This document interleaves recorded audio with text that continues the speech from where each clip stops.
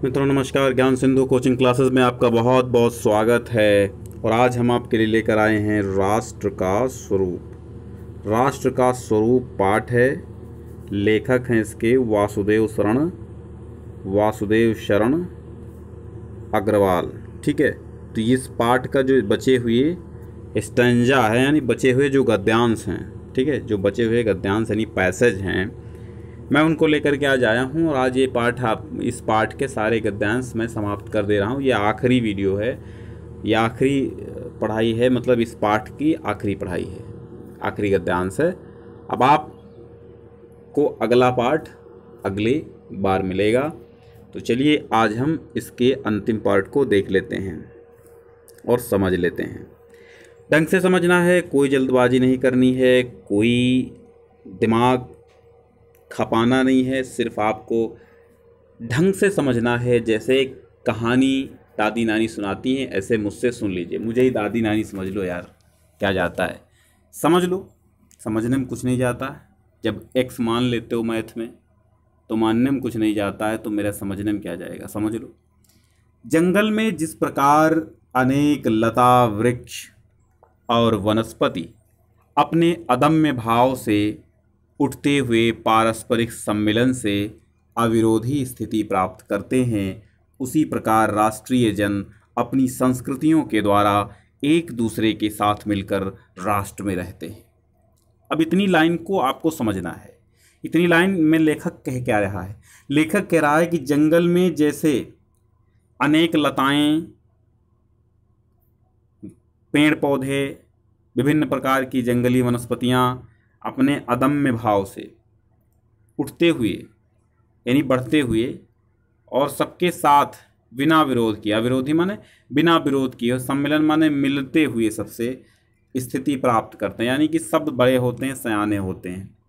कैसे? बिना विरोध किए। भाई जंगल में कोई भी वनस्पति, किसी भी वनस्पति का कोई भी पेड़ किसी भी पेड़ को काटता तो है नहीं, किसी भी पेड़ को गिराता तो है नहीं। वो आंधी आ जाए वो अलग बात है, गिर पड़े, लेकिन स्वयं कोई पेड़ जैसे एक बड़ा जानवर, एक ताकतवर जानवर एक छोटे जानवर को दबाता है, उसका दलन करता है, ऐसा जंगल में कदाचित नहीं होता है। ये आपको बात समझनी है।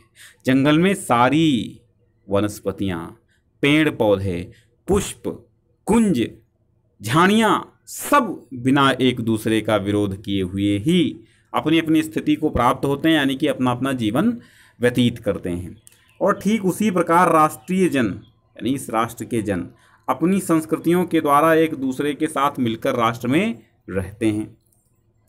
ठीक है, जिस प्रकार जल के अनेक प्रवाह नदियों के रूप में मिलकर समुद्र में एक रूपता प्राप्त करते हैं, उसी प्रकार राष्ट्रीय जीवन की अनेक विधियां राष्ट्रीय संस्कृति में समन्वय करती। अब यहाँ पर राष्ट्रीय संस्कृति को क्या बता दिया लेखक ने? समुद्र बता दिया।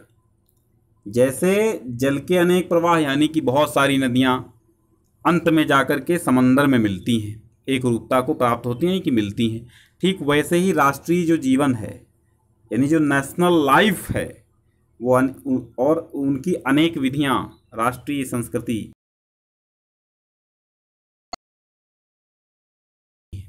जैसे अंत में जाकर के समस्त नदियां समंदर में मिलती हैं, वैसे समस्त राष्ट्रीय विधियां, गतिविधियां राष्ट्रीय संस्कृति में मिलती हैं। समन्वय युक्त जीवन ही राष्ट्र का सुखदायी रूप है। इतना स्टेंजा आपका है।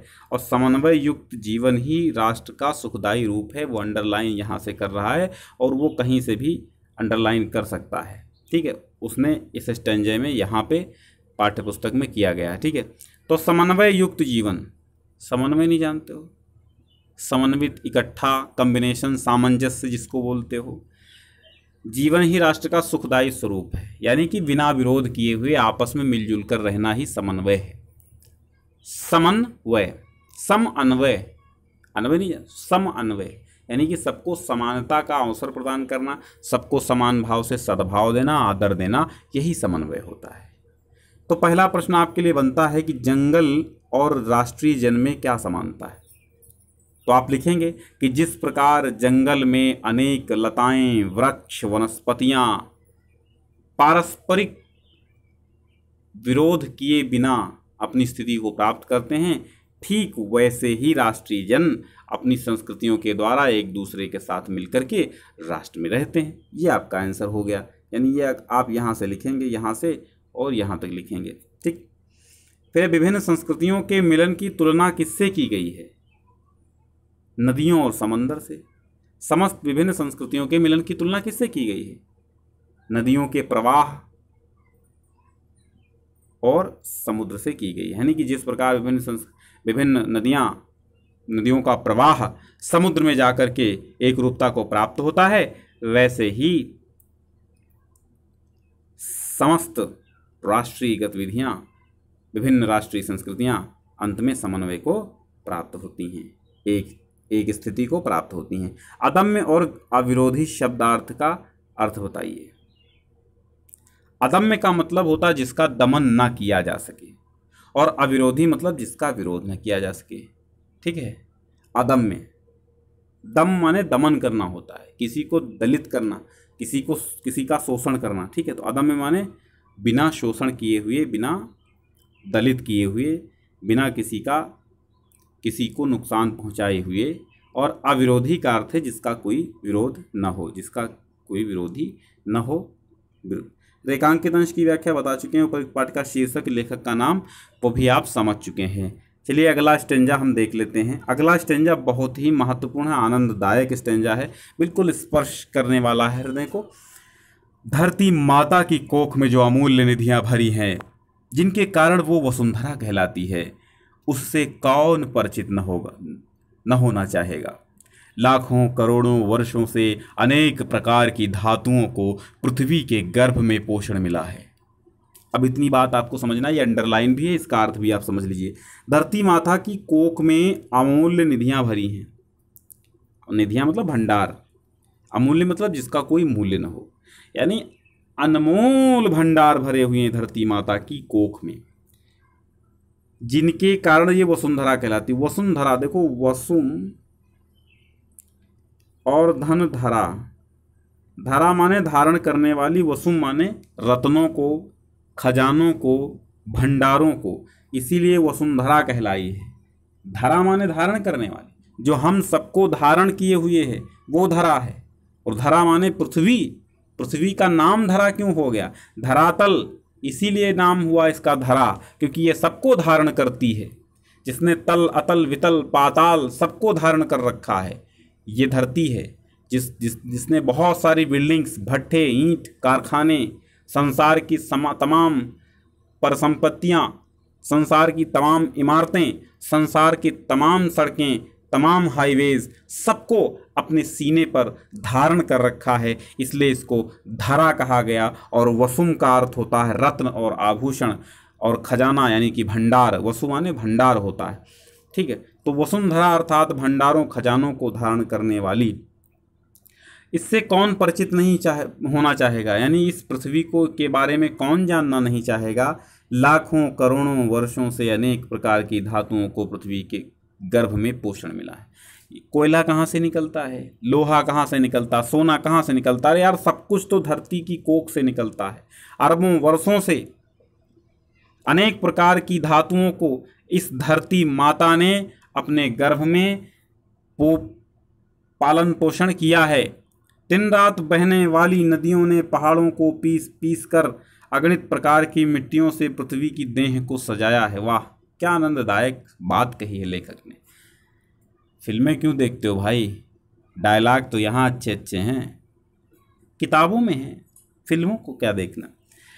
दिन रात बहने वाली नदियों ने पहाड़ों को पीस पीस कर अगणित प्रकार की मिट्टियों से पृथ्वी की देह को सजाया है। कहने का तात्पर्य यह है कि नदियों ने, दिन रात जो नदियाँ बहती रहती हैं, उन्होंने पहाड़ों को घिसा, और घिस करके अगणित माने अनेक प्रकार की मिट्टियों से इस पृथ्वी के शरीर को सुंदर बनाया, सजीला बनाया। हमारे भावी आर्थिक अभ्युदय के लिए, भावी माने भविष्य के, आर्थिक माने धन, वैभव, अभ्युदय माने उन्नति के लिए, हमारे भविष्य की आर्थिक उन्नति के लिए इन सब की जांच पड़ताल आवश्यक है। पृथ्वी की गोद में जन्म लेने वाले जड़ पत्थर कुशल शिल्पियों से संवारे जाने पर अत्यंत सौंदर्य के प्रतीक बन जाते हैं। आपने देखा, पत्थर कौन देता है? धरती माता देती हैं। ये तो हम लोगों की कला है जो हम उसको आकार में बदलते हैं और सुंदरता प्रदान करते हैं। लेकिन आदि जननी कौन है? आदि माता कौन है? पृथ्वी है भैया, पृथ्वी। वो सब कुछ संजो कर रखती है। अगर वो मुझे पत्थर नहीं देती तो मैं मूर्ति कभी नहीं बना पाता। मैं मिट्टी की मूर्तियां बनाता और वो पानी पड़ता और बह जाती। तो धरती माता है। नाना भांति के अनगढ़ नग्न, नाना भांति के अनगढ़ नग, अनगढ़ नग नहीं जानते हो?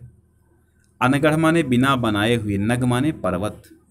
बिंद की नदियों के प्रवाह में सूर्य की धूप से चिलकते रहते हैं। उनको जब चतुर कारीगर पहलदार कटाव पर लाते हैं तब उनके प्रत्येक घाट से नई शोभा और सुंदरता फूट पड़ती है। वे अनमोल हो जाते हैं।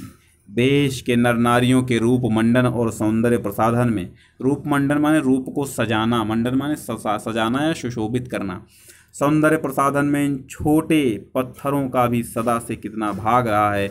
अतएव हमें उनका ज्ञान होना भी आवश्यक है। अब इसके प्रश्नों को हम देख लेते हैं। गद्यांश का संदर्भ लिखिए। संदर्भ तो लिख ही देंगे आप। पाठ का नाम, शीर्षक, लेखक का नाम, रेखांकित अंश की व्याख्या मैंने बता दी। धरती माँ को वसुंधरा क्यों कहा गया? पहली लाइन में इसका उत्तर ले लीजिए। क्योंकि धरती माता की कोख में अमूल्य निधियां हैं जिनके कारण इनको वसुंधरा कहा गया है। ठीक है। किसने पृथ्वी की देह को सजाया है? आहा, देखो कितना अच्छा प्रश्न है। किसने धरती की देह को सजाया है?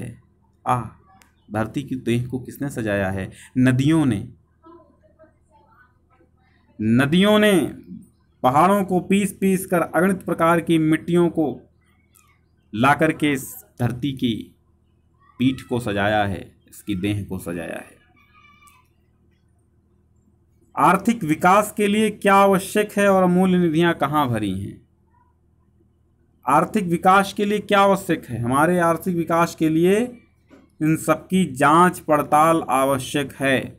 जो पृथ्वी में रत्न भंडार बने हैं, भरे हैं, इन सबकी जांच पड़ताल अत्यधिक आवश्यक है। ठीक है। अगला क्या है? अमूल्य निधियां कहाँ भरी? पृथ्वी की गोद में और पृथ्वी के गर्भ में अमूल्य निधियां भरी पड़ी हैं। अगला एक आपका थोड़ा सा स्टेंजा बचा, थोड़ा सा पैसेज बचा है। ये अंतिम पैसेज है, देख लीजिए। साहित्य, कला, नृत्य, गीत, आमोद प्रमोद। आप ऊब तो नहीं रहे? अरे यार, ऊब रहे हो तो कुछ सुना देता हूँ मैं। ऊबो नहीं, लगे रहो, जुड़े रहो, कमेंट करते रहो, आनंदित होते रहो। पढ़ाई का मतलब ऊबना नहीं होता है। पढ़ाई का मतलब माइंड डिस्टर्ब नहीं होता है। माइंड, किताबें हमारी अच्छी दोस्त हैं और एक अच्छा गुरु अगर आपको समझाने वाला मिल जाए ना तो आनंद आता है पढ़ाई में। तो साहित्य, कला, नृत्य, गीत, आमोद प्रमोद अनेक रूपों में राष्ट्रीय जन अपने अपने मानसिक भावों को प्रकट करते हैं। साहित्य, कला, धरती पर क्या है? साहित्य, कला, नृत्य, गीत, आमोद प्रमोद, मनोरंजन, अनेक रूपों में राष्ट्रीय जन अपने अपने मानसिक भावों को प्रकट करते हैं। भाई, कोई नृत्य को प्रकट करता है, कोई मानसिक उसके मन के भाव को गीतों के माध्यम से प्रकट करता है। और हाँ, एक गीत से याद आया, देखो एक मेरा इसी चैनल पे पड़ा हुआ यार है कि मन बंजारा गाए रे। ठीक है, मन बंजारा गाए रे गीत बहुत मस्त है। आप एक बार उसको सुन लीजिए और कमेंट कीजिए कि कैसा लगा आपको। ठीक है, देख लीजिएगा। 10-15 दिन पहले हमने उसको डाला था लॉकडाउन के शुरुआती दौर में, तो देख लीजिए, बहुत मस्त लगेगा आपको। मन बंजारा गाए रे बेहद दिल को लुभाने वाला गीत है। मेरा स्वयं का लिखा हुआ है और स्वयं ही मैंने गा करके उसको आपके चैनल पे डाला है आपके लिए, तो उसको ज़रूर देख लीजिएगा। ठीक है, वो भी मेरा एक प्रकार का मानसिक भाव है, उसको प्रकट करने के लिए हमने वो गीत रचा। तो इसी प्रकार जो धरती के लोग हैं, राष्ट्रीय जन हैं, अपने अपने मानसिक भावों को प्रकट करते हैं। किसके माध्यम से? कोई कला के माध्यम से प्रकट करता है, भाई कोई चित्रकारी करता उसमें ऐसी सीनरी बना देता है कि सारे भाव उतार कर रख देता है।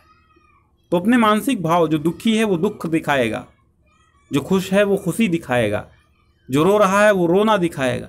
तो उसको भावों को प्रकट करना है। जो गीत गाता है वो सैड सॉन्ग लिखेगा, जिसको मजा आ रहा है वो आमोद प्रमोद के साधन मनोरंजन पैदा करेगा। तो ये मानसिक भावों को प्रकट करते हैं।